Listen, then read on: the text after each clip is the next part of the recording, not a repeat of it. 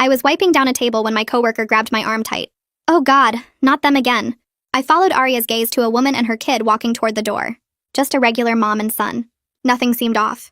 But the moment they stepped inside, the entire staff scattered. Caleb ducked into the kitchen. Courtney pretended to be on the phone in the back.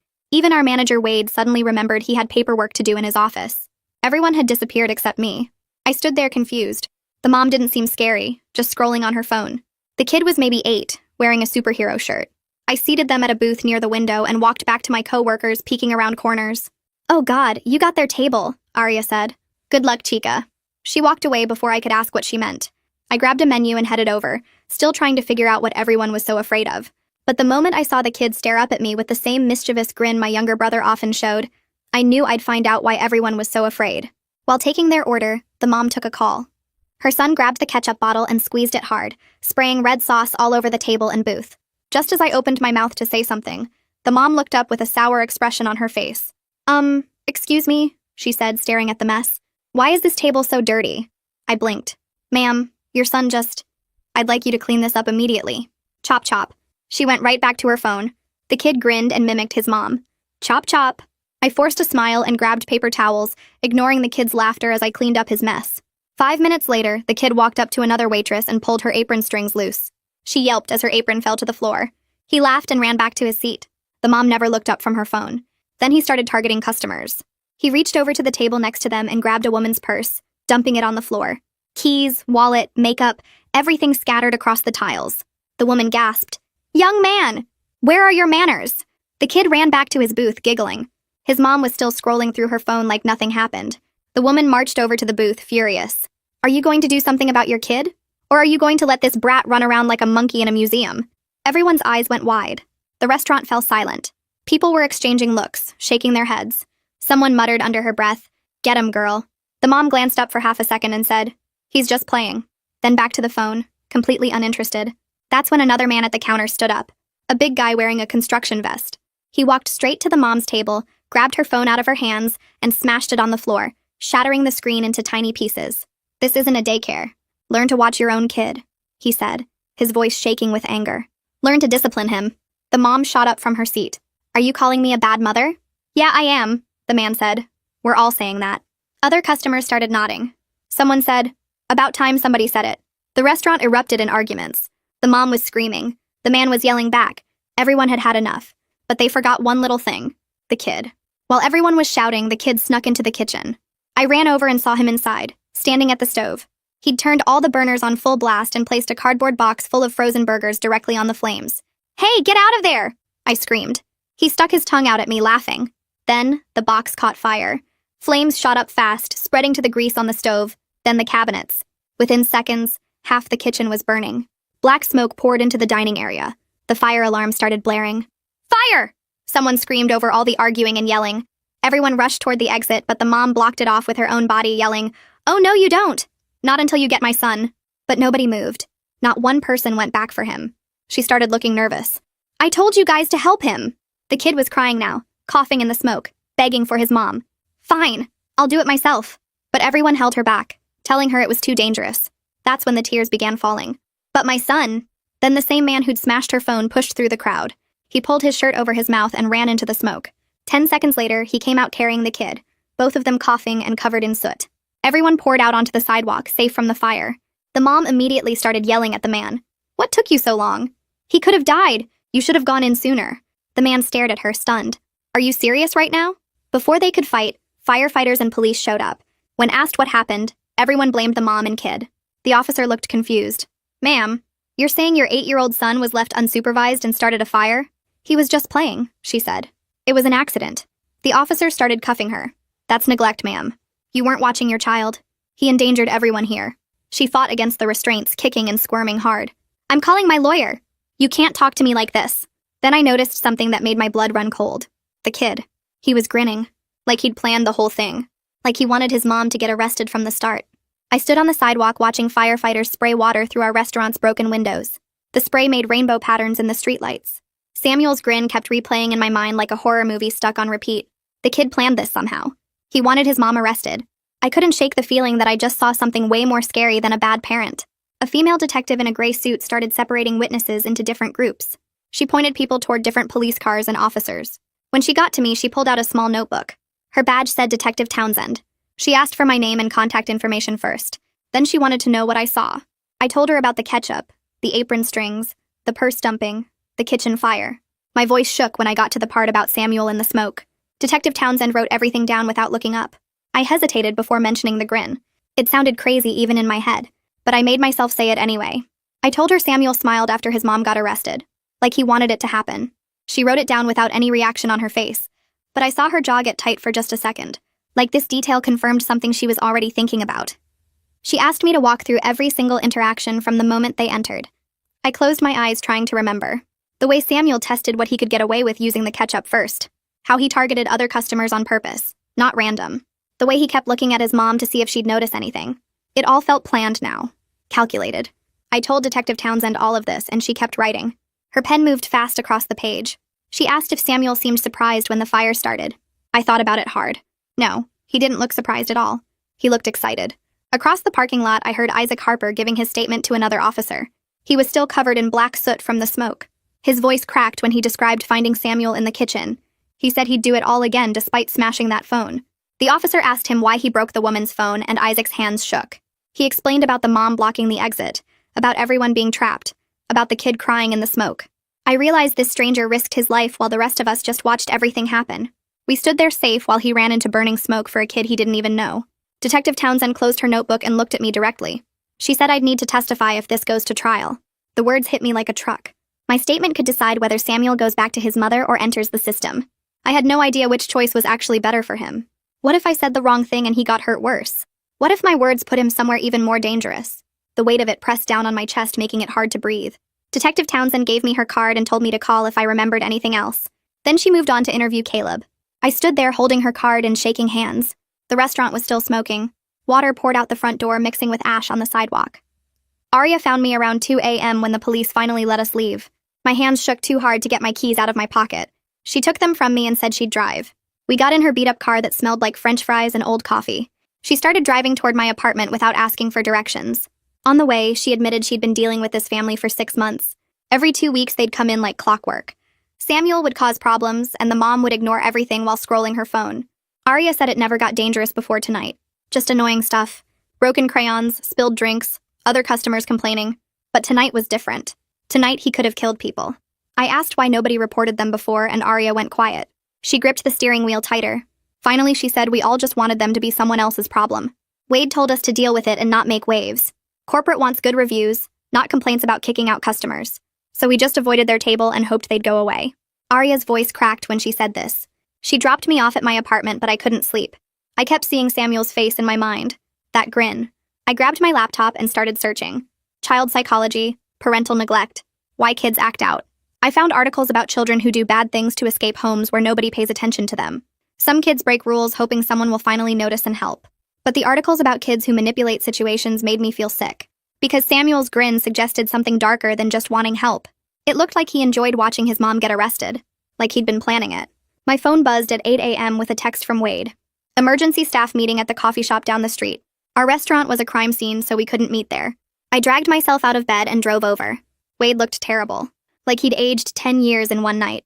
His eyes had dark circles under them and his hands wouldn't stop shaking. I realized he was scared of losing his job. He hid in his office instead of handling the situation, and now corporate probably wanted answers. Everyone else looked rough too. Caleb made dark jokes about fire safety and checking smoke detectors. Courtney cried into her latte and wouldn't make eye contact with anyone. Aria went outside to smoke and I could see her through the window, lighting one cigarette after another. We were all dancing around the real question. Should we have done something sooner? Would it have even mattered if we had? Wade cleared his throat and the room went quiet. He said the restaurant would be closed at least 3 weeks for repairs and safety checks. The insurance company needed to investigate. The fire department had to approve everything before we could reopen. Then he dropped the real bomb. Corporate wasn't paying us for the closure period. They were still deciding about compensation, but for now, no paychecks. I watched my coworkers' faces fall as they did the math in their heads. 3 weeks without pay. Rent due in 2 weeks. Car payments, phone bills, groceries, student loans. Caleb put his head in his hands. Courtney started crying harder. Aria came back inside and asked Wade to repeat what he just said. Like maybe she heard wrong. But she didn't hear wrong. We were all screwed. Wade said he was sorry about 50 times, but sorry doesn't pay bills. 2 days passed in a blur of police statements and insurance calls before Detective Townsend phoned me at home. She asked if I'd seen the family at the restaurant before that night, and I told her I'd only worked there 3 months, so I didn't know the regulars yet. She thanked me and said she'd be in touch, but something in her voice made my stomach twist. The way she paused before hanging up, like she was writing notes about my answer, made me think she wasn't just investigating one fire. She was building something bigger. I couldn't stop wondering what other incidents she'd found, what pattern she was putting together about Samuel and his mom. I ran into Isaac at the grocery store the next afternoon. He was standing in the cereal aisle staring at boxes like he couldn't remember what he came for. His eyes had dark circles under them and his hands shook when he grabbed a cart. I walked over and asked how he was doing. He looked at me for a second before recognizing me, then his whole face changed. He told me Zoe's lawyer called him yesterday with a deal. Drop the testimony against her and she won't press assault charges for smashing her phone. Keep talking to the cops and she'll make sure he goes to jail for destruction of property. I asked what he was going to do and he just shook his head. He said he saved that kid's life and now he might get arrested for it. The unfairness of it made me so angry I wanted to scream right there in the grocery store. We stood there in the cereal aisle not saying anything for a minute, both of us trapped in the mess that night created. Arthur Bell from Child Protective Services called me 3 days after the fire. He said he needed a witness statement about Samuel's behavior before the incident, specifically what I observed about his actions and his mother's response. I sat at my kitchen table trying to figure out how to explain what I saw without sounding crazy. How do you tell a professional that an 8-year-old's smile scared you? That he looked happy when the cops took his mom away? I stumbled through describing the ketchup incident, the purse dumping, the way he kept looking at his mom to see if she'd notice.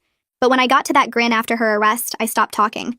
Arthur waited on the other end of the line, not rushing me. Finally, I just said it. The kid looked pleased. Like he wanted this to happen. Like he planned the whole thing. Arthur didn't laugh or tell me I was wrong. He just said that was helpful information and he appreciated my honesty.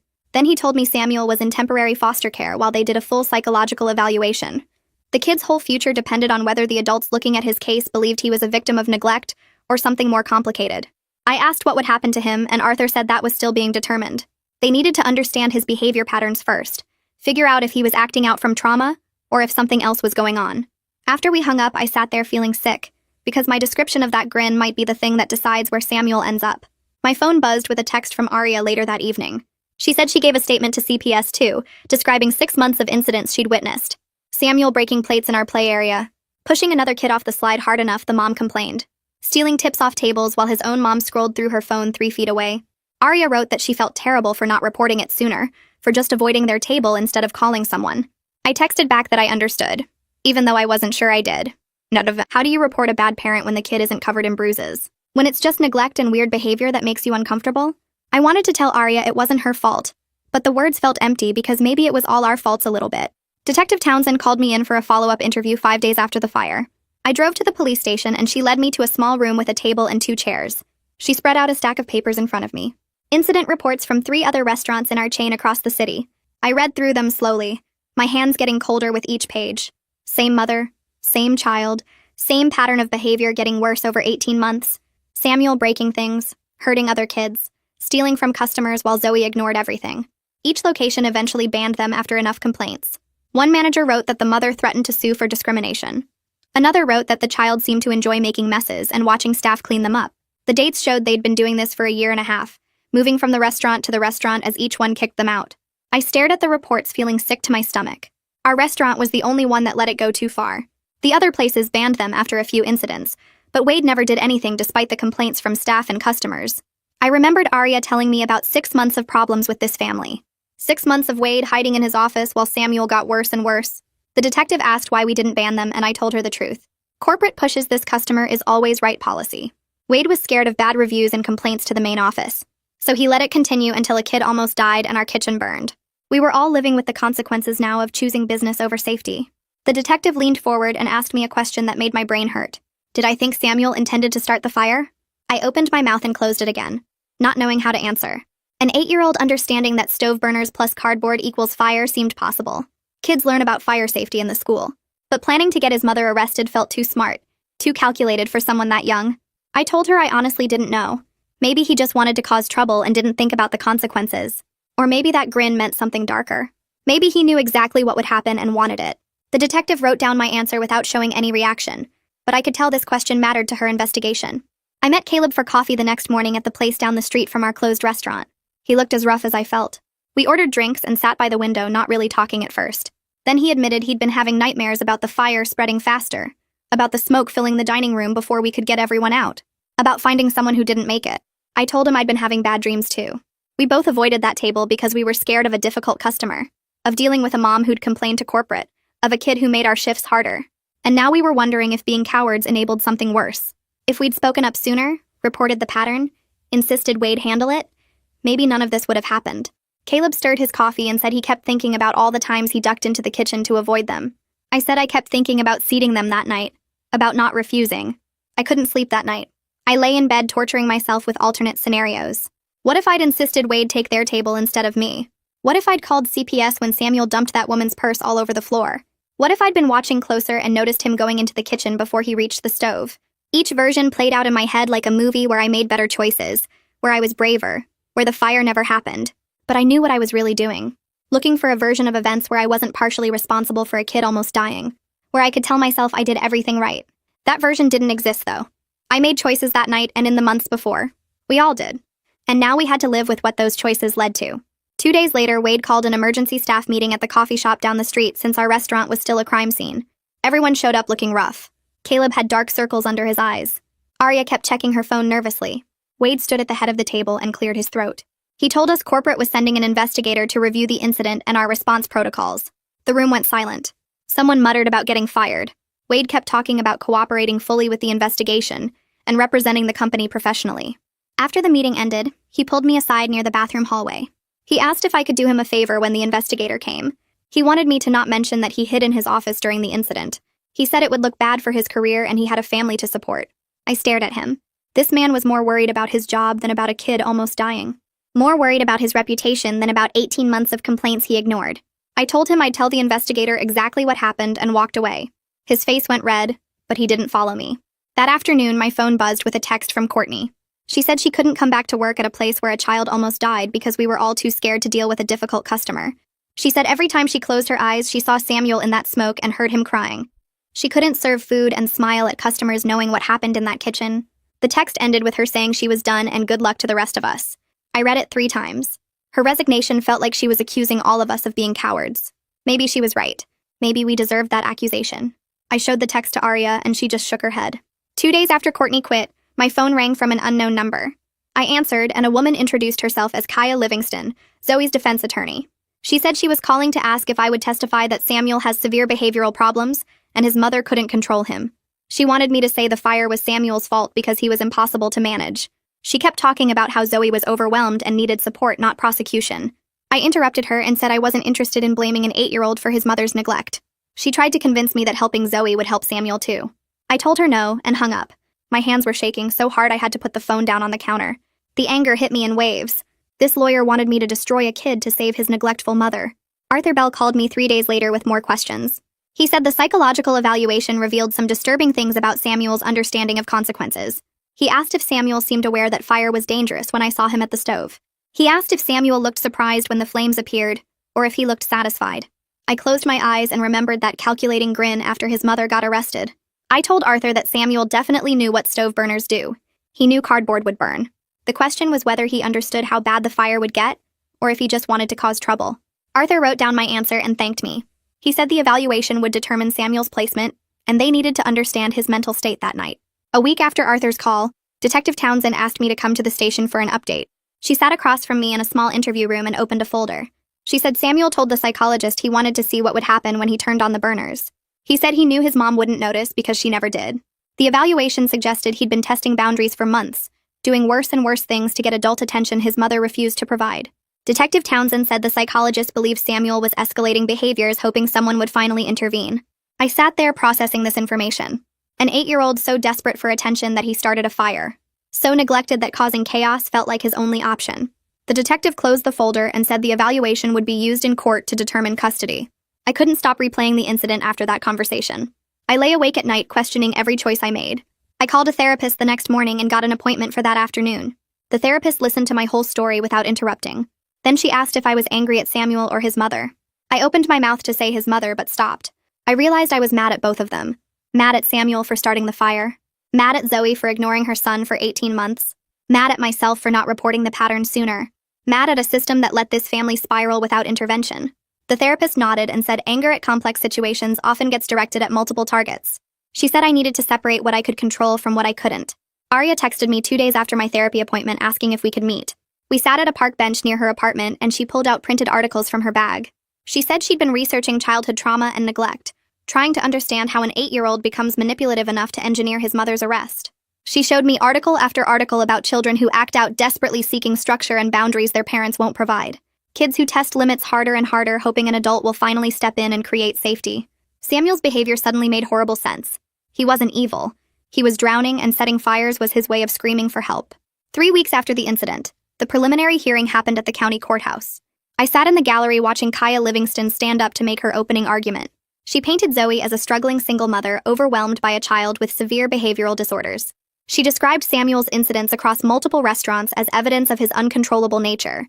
She talked about inadequate mental health resources for families dealing with difficult children. She made it sound like Zoe was a victim of circumstances beyond her control.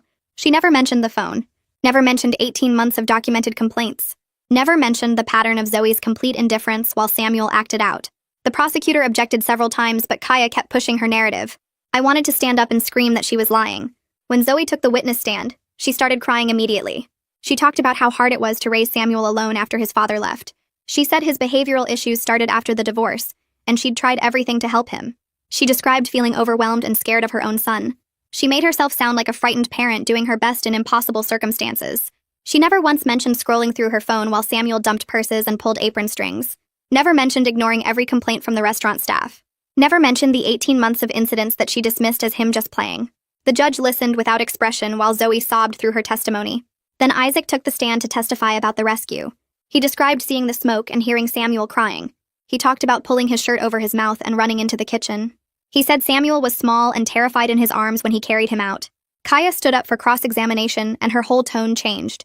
She asked Isaac why he smashed Zoe's phone. She suggested he had anger management issues and a violent temper. She asked if he often destroyed other people's property when upset. Isaac tried to explain that he smashed the phone because Zoe needed to pay attention to the emergency. Kaya cut him off and asked if he thought violence was an appropriate response to frustration. She twisted his heroic action into evidence of dangerous temperament. I watched Isaac struggle to defend himself while this lawyer made him sound unstable. The injustice of it made my chest tight. This man saved a child's life and now he was attacked for it. I wanted to scream at Kaya that she was wrong, that Isaac was a hero and Zoe was the one who endangered everyone. But I sat there silent in the gallery while the hearing continued. The judge cleared his throat and everyone in the courtroom went quiet. He looked at the papers in front of him and then at Zoe. He said the court needed to do a full investigation before making any decisions about custody. Samuel would stay in foster care for at least another month while they looked into everything. Maybe longer. I watched Zoe's face when he said this. For just a second, before she remembered people were watching, she looked relieved. Not upset or scared. Relieved. Like she was actually glad someone else would be dealing with Samuel for a while. Then she caught herself and started crying again. But I'd seen it. That flash of relief before the tears. It made my stomach hurt. 3 weeks later, Wade called a staff meeting at the restaurant. We gathered in the dining room surrounded by the smell of fresh paint and new kitchen equipment. Everything looked clean and fixed, like the fire never happened. Wade stood by the host stand, avoiding eye contact with everyone. He said corporate decided they wouldn't pay us for the 3 weeks we were closed. Something about it being an incident caused by customer behavior, not a workplace accident. I watched Arya's face go pale. Caleb stared at the floor. Everyone started doing math in their heads, calculating how far behind they were on rent and bills. Wade kept talking about being grateful we still had jobs, but nobody was listening anymore. We were all thinking about overdue payments and empty bank accounts. The first shift back felt completely wrong. I kept glancing at the kitchen, remembering the flames and smoke. Every time I walked past the stove, my chest got tight. Arya was jumpy too, spinning around fast whenever someone came near her. When a family with a toddler sat down and the kids started throwing crackers on the floor, Arya walked over with her jaw clenched. She told the mom pretty sharply that she needed to control her child. The woman's eyes went wide. She started complaining loudly about our terrible service and how she'd never been spoken to like that before. Wade rushed over and apologized, smoothing everything over while shooting Arya a look. After the family left, he pulled Arya aside and told her she needed to take a break in the back. She went without arguing, and I saw her hands shaking as she walked away. Later that shift, I got a table with a family. Mom, Dad, and a boy who looked about 8. Same age as Samuel. I brought them menus and water, but I couldn't stop watching the kid. Looking for signs. Was he testing boundaries? Was his mom paying attention? The boy colored on his kid's menu quietly while his parents talked. Normal stuff.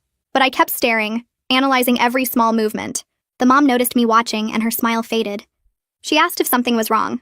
I snapped out of it and said no. Everything was fine and walked away fast. My face felt hot. I realized this was going to happen with every difficult child now. I'd see Samuel in all of them. Detective Townsend came in during the dinner rush and sat at the counter. I brought her coffee and she thanked me, then said she had an update about the investigation. She told me they'd found out Zoe had been reported to CPS twice before by Samuel's school. Teachers had noticed bruises, watched him acting out, seen his clothes were dirty and too small. Both times, CPS looked into it and closed the cases after quick investigations. Not enough evidence. The system had chances to help Samuel and didn't. Detective Townsend said this quietly, like she was tired. I stood there holding the coffee pot, feeling sick. The system failed him long before we did, but knowing that didn't make me feel better about my own part in it. About avoiding that table because I didn't want to deal with a difficult customer. I called Bonnie Fitzpatrick's office the next day and scheduled an appointment. I needed to understand what I'd seen that night, what Samuel's behavior meant. The appointment was 2 days later in a small office with kids' drawings on the walls. Bonnie was maybe 50, with gray hair and kind eyes. I told her about the fire and Samuel's grin afterward, about how it seemed like he'd planned the whole thing. She listened without interrupting. Then she explained that kids raised with severe neglect sometimes learn manipulative behaviors as survival tools. They test adults over and over, pushing boundaries, trying to find someone who will finally step in and provide structure. Someone who will actually parent them. She said it wasn't evil or calculated the way adults manipulate. It was a child's desperate attempt to force intervention when every normal cry for help were ignored. Bonnie leaned forward and said something that made me rethink everything. She said Samuel's grin after his mom got arrested probably wasn't about winning or being pleased with chaos. It was relief. He'd been escalating his behavior for months, maybe longer, trying to make adults notice how bad things were, trying to force someone to finally take action. The arrest meant adults were taking his situation seriously for the first time. That grin was relief that someone was finally doing something. I sat in her office after she explained this, feeling like I needed to process the whole incident from the beginning. Everything I thought I understood was wrong. Samuel wasn't some evil kid who wanted to hurt people. He was a neglected child who'd run out of ways to ask for help. Arthur Bell called me a week later with an update. He said Samuel was doing really well in foster care. The foster parents had clear rules and gave him steady attention. They set boundaries and followed through with consequences. Samuel responded to the structure better than anyone expected. Arthur said the foster parents reported he was calmer and more cooperative than his file suggested. He was doing his homework, helping with chores, playing with their other foster kids without problems. It supported what Bonnie had told me. Samuel wasn't acting out because of behavioral disorders. He was acting out because his mom never gave him structure or attention. He was thriving now that someone finally was. I met Aria for coffee after work and told her everything Bonnie explained. We sat in a corner booth and I watched her face change as I talked. She admitted she felt less angry at Samuel now. More angry at every adult who'd seen the pattern and did nothing. At the teachers who reported to CPS and then watched the cases close. At the other restaurants that just banned them instead of calling authorities. At Wade for hiding in his office. At us for avoiding the table. We were both struggling with the same thing. We'd been part of that group of adults who saw a child in trouble and chose our own comfort over helping him. We'd prioritized not dealing with a difficult customer over a kid's safety. Aria's eyes filled with tears and she said she didn't know how to be okay with that. My phone rang while I was getting ready for bed that night. Isaac. His voice sounded stressed and angry. He said Kaya filed assault charges against him for smashing Zoe's phone. She was trying to pressure him into not testifying at Zoe's trial. He'd gotten paperwork that day. If the charges stuck, he could face jail time. Actual jail time for saving a child's life. For being the only person brave enough to run into a burning building while everyone else stood outside. I sat on my bed listening to him talk, feeling so angry I couldn't think straight. The injustice of it burned in my chest. This man was a hero and now he was punished for it. Zoe's lawyer was twisting his heroic action into a crime, using the legal system to silence him. Isaac asked what he should do and I didn't have an answer. I just told him I was sorry and that it wasn't fair. But fair didn't seem to matter much anymore. I spent the next morning researching victims' rights organizations online, scrolling through website after website until I found one Bonnie had mentioned during our session. I called them and explained Isaac's situation, how he'd saved a child from a fire and now faced assault charges for smashing the mother's phone. The woman on the phone listened quietly, and then connected me with a lawyer named Landon Moore, who specialized in defending Good Samaritans. I gave Isaac his contact information that afternoon and he called Landon right away. Landon explained that the assault charges were just a scare tactic, an intimidation move by Zoe's lawyer to pressure Isaac into staying quiet at her trial. He said the charges probably wouldn't stick given what Isaac had done, but he'd still have to go through the whole legal process, show up for hearings, deal with the stress of it all. Isaac sounded relieved when he called me back, but I could hear the exhaustion in his voice. He was tired of being punished for doing the right thing. Wade called another staff meeting 2 weeks later, and I knew something was wrong the moment I walked into the coffee shop and saw his face. He looked pale and defeated, slumped in his chair like someone had knocked the life out of him. Corporate had demoted him for how he'd handled the incident, for hiding in his office while a child nearly died in our kitchen. A new manager was transferring in from another location, someone with strict protocols about customer behavior and staff safety. Part of me felt good about it, like finally someone was taking responsibility for what happened. But mostly I just felt tired. Everyone kept trying to figure out who to blame instead of actually fixing the problems that let it happen in the first place. Arya squeezed my hand under the table and I realized she felt the same way. The new manager started the following Monday. Her name was Jana and she was all business from the first minute. She gathered us in the dining room before opening and laid out new rules. Any customer causing problems got one warning, then we'd ask them to leave.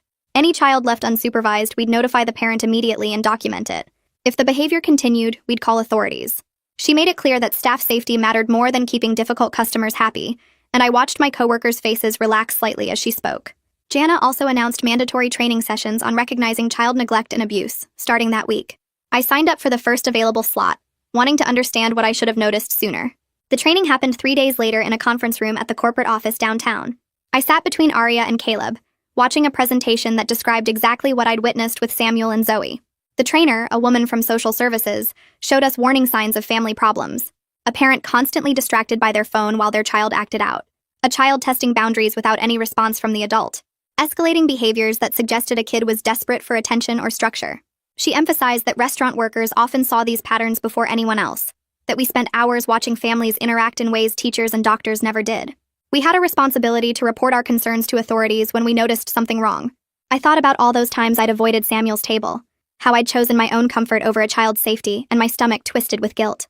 2 months crawled by before Samuel's custody hearing finally arrived. I got a letter in the mail telling me to appear in court to testify about what I'd observed. The morning of the hearing, I put on my nicest clothes and drove downtown to the courthouse, my hands shaking on the steering wheel. I'd never testified in court before, never been part of something this serious. Inside the courtroom, I spotted Arthur Bell sitting near the front, and he gave me a small nod. Then I saw Samuel. He sat between 2 adults I didn't recognize, probably his foster parents, wearing clothes that actually fit him properly. He looked so small in that big courtroom chair, scared and uncertain. Something broke inside my chest watching him. This was just a kid who'd needed help and gotten chaos instead.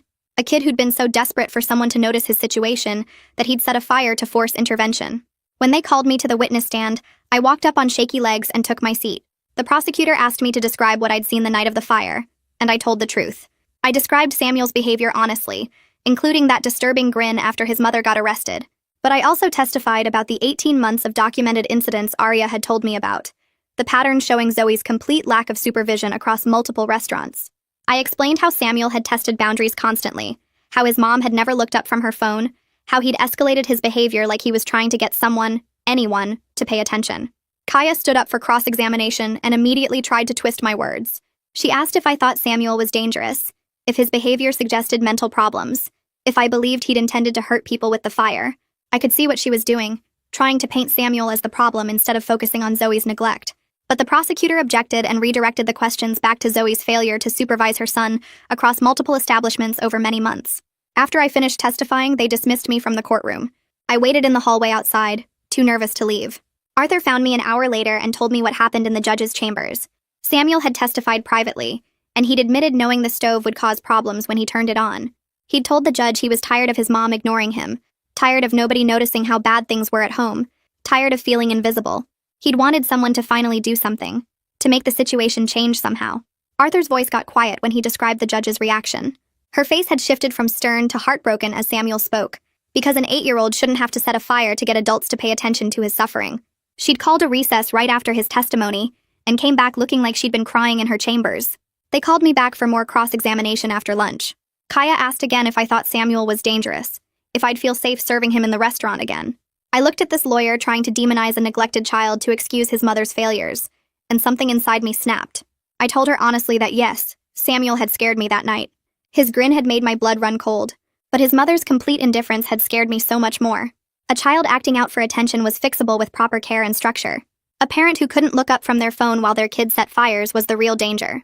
The prosecutor asked me one final question. Did I regret not intervening sooner? My throat got tight and my voice cracked when I answered. Yes. I regretted it every single day. We all did. The entire staff wished we'd reported the pattern instead of just avoiding their table, instead of prioritizing our own comfort over a child's safety. We'd failed Samuel by choosing not to deal with a difficult customer, and I'd carry that guilt for the rest of my life.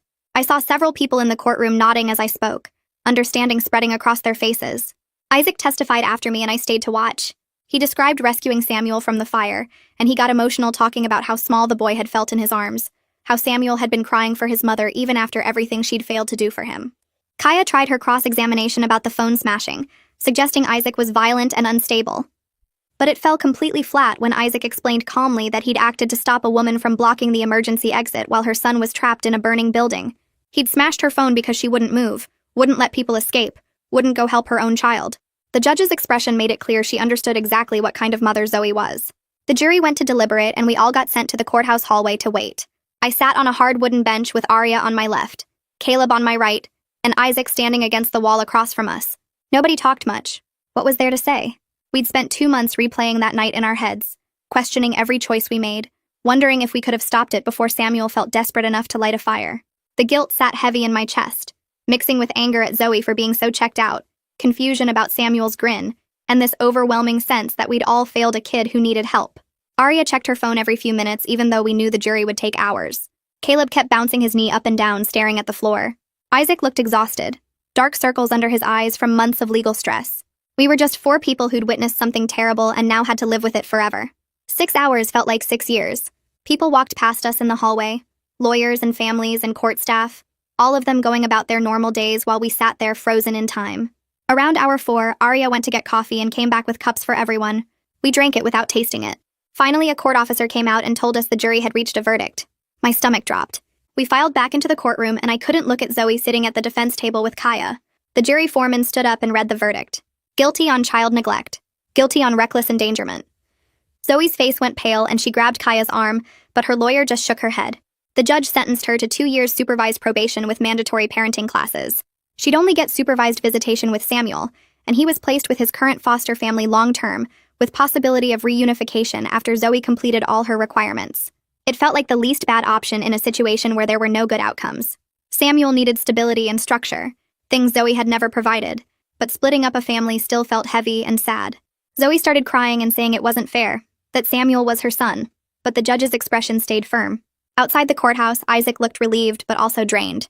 He told me his lawyer thought the assault charges would get dropped now that Zoe was convicted, but he still had to wait for the prosecutor to make that decision. I hugged him and told him it would work out, even though I wasn't sure of anything anymore. The following week, Isaac called me while I was at home folding laundry. I almost didn't answer because I was tired and didn't want to talk about the trial anymore, but something made me pick up and I heard him crying on the other end.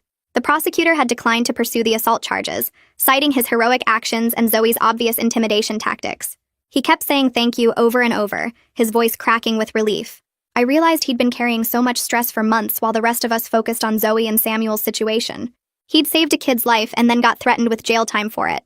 The injustice of that made me angry all over again. We talked for 20 minutes and he told me he'd been having nightmares about going to prison, about losing his job, about his whole life falling apart because he did the right thing. I listened and let him get it all out, this man I barely knew who'd become part of my life through shared trauma. A few days later, Arthur Bell called with an update about Samuel. He was continuing to improve in foster care and had started therapy to process the neglect and his own role in the fire. The foster parents were committed to keeping him long-term, treating him like their own kid instead of a temporary placement. He was doing better in the school with consistent support and structure at home. Arthur's voice sounded hopeful when he described Samuel's progress, and I felt some of the weight lift off my chest. Maybe this outcome, messy and complicated as it was, would actually help him. But I was still struggling with my own stuff. The nightmares hadn't stopped. Every time I saw a kid at work, I watched them too closely, looking for signs of neglect or behavioral problems. I jumped at loud noises.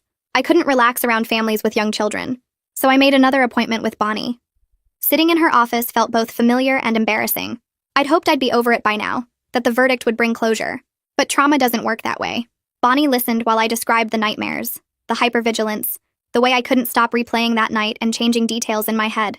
She explained that witnessing trauma affects everyone differently, that my guilt about not intervening sooner was a normal response that would take time to process. She gave me techniques for managing the anxiety, ways to ground myself when I started spiraling. It helped to hear that I wasn't broken or weak, just human. The restaurant finally reopened after being closed for repairs and safety inspections. Corporate had installed new safety protocols and required all staff to complete training on recognizing concerning customer behavior. We had a system now for reporting problems to management, and Wade's replacement actually followed through on addressing issues instead of hiding in his office. The new manager was strict but fair, and I appreciated having clear guidelines instead of the old policy of avoiding conflict at all costs. Slowly, the atmosphere started feeling normal again. Customers came back, the kitchen ran smoothly, and we fell into familiar rhythms. But we were all different now, more aware, more willing to speak up. Arya and I became closer friends through processing this shared experience. We started meeting for coffee on our days off, talking about the trial and our feelings about it. One day she told me she'd decided to go back to the school for social work. She wanted to help families before they reached crisis point, to intervene earlier than we had with Zoe and Samuel. Watching her find purpose in the trauma inspired me. I started thinking about how I could contribute to preventing similar situations, maybe volunteering or taking classes. I didn't have answers yet, but at least I was thinking forward instead of just backward. 3 months after the incident, I was working a dinner shift when a family came in with a distracted parent and an acting out child. The mom was on her phone while her son, maybe 7 years old, threw crayons at other tables and climbed on the booth seats. Old me would have avoided them, let someone else deal with it, hoped they'd leave soon. But I walked over to my manager and quietly told him what I was seeing. I suggested he check in with the family, maybe offer some assistance. He did exactly that, approaching their table with a friendly smile and gently mentioning that the child seemed to need some attention. The mom looked up, actually looked at her kid for the first time since they'd sat down and put her phone in her purse. She started engaging with him, asking about his day, helping him color. The change was immediate. The kid calmed down, stopped acting out, smiled at his mom. It was such a small intervention, but it worked. I felt proud of myself for speaking up instead of staying silent. Isaac stopped by the restaurant a few weeks later to thank everyone for supporting him through the legal process. We ended up having a long conversation about bystander responsibility and when to intervene. He told me he'd started volunteering with a fire safety education program, going to schools and community centers to teach kids about fire dangers. He was turning his traumatic experience into something that helped others, and I admired that. We talked about how hard it is to know when to step in, how we're all scared of overreacting or making things worse. But we agreed that doing something is usually better than doing nothing, even if it feels uncomfortable. I realized I was sleeping better now, not replaying the incident constantly in my mind. The nightmares came less often. I still thought about Samuel and wondered how he was doing, but it didn't consume me anymore. Arthur sent me occasional updates through email, short messages saying Samuel was thriving with structure and therapy. He'd made friends at his new school. He was playing soccer. He smiled more. These updates helped me accept that the outcome, while imperfect, was probably the best possible result for him. He was getting the care and attention he'd been desperately seeking, just in a way none of us had expected or wanted. A month later, the restaurant held a staff appreciation dinner at a local Italian place down the street. Our new manager stood up with a glass of wine and talked about how we'd handled a tough situation and come back stronger as a team. Everyone clapped and Arya squeezed my hand under the table. It felt good to be recognized, though I knew we'd all carry some guilt about not acting sooner regardless of how things turned out. Caleb caught me after dinner while we were waiting for our cars. He told me he'd been seeing a therapist too, working through his guilt about hiding in the kitchen that night. We stood in the parking lot talking about how we were all just trying to avoid conflict, how none of us could have predicted it would turn into a fire, but we still wished we'd been braver about reporting the pattern earlier. He admitted he still had nightmares about the smoke and flames spreading faster than we could control. I told him I understood completely. 6 months after the fire, I ran into Zoe at a grocery store. I was reaching for cereal when I saw her one aisle over, phone pressed to her ear as usual. She looked right through me like she didn't recognize the waitress who testified against her in court. Her shopping cart sat sideways, blocking the entire aisle while she scrolled through her phone with her free hand. A woman with a baby tried to get past and had to say excuse me 3 times before Zoe finally moved. I watched her walk away, still glued to her screen, and I realized some people never learn, never change, never take responsibility for the damage they cause. I grabbed my cereal and left before she could notice me. 2 weeks later, I was working a dinner shift when a family came in with a boy around Samuel's age. I felt my chest tighten as I walked over to seat them, but then I noticed the mom was attentive and engaged with her son. When he got too loud talking about his soccer game, she gently reminded him to use his indoor voice. He listened and went back to coloring his menu. I smiled, watching their normal, healthy interaction, grateful that most families get it right. I served them without the constant worry that used to eat at me every time a kid walked through the door. Life at the restaurant had returned to normal, but I was different now. More aware of warning signs, more willing to speak up when something felt wrong, more conscious that sometimes doing nothing is its own kind of action. Arthur sent me an email that morning saying Samuel was thriving in his foster home. He'd made the soccer team at his new school and was doing better in therapy every week. The foster parents were talking about adoption if things kept going well. He was finally getting the structure and attention he desperately needed. While the path to get there was scary and chaotic, I was learning to accept that messy intervention was better than polite silence.